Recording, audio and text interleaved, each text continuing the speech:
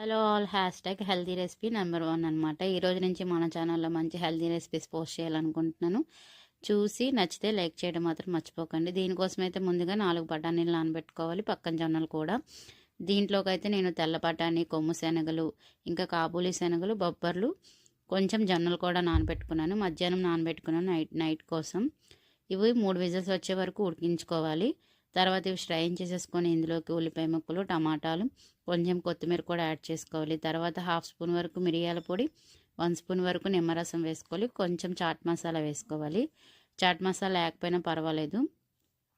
ఇవన్నీ వేసుకున్నాక ఇందులోకి మనం తినేటప్పుడు క్రంచీగా తగిలితే ఇంకా తినాలనిపిస్తుంది కదా, అందుకనేసి పల్లీలని పక్కన కొంచెం ఆయిల్ అది లేకుండా వేయించేసి పొట్టు తీసేసి ఇందులో యాడ్ చేసుకోవాలన్నమాట. ఇంకా దాన్ని తినేయడమేనండి. చాలా బాగుంటుంది. తప్పకుండా ట్రై చేయండి. మీరు ఇది బ్రేక్ఫాస్ట్లోకైనా కానీ, డిన్నర్లోకైనా కానీ తినేయచ్చు. సూపర్గా ఉంది. తప్పకుండా ట్రై చేసి లైక్ చేయండి.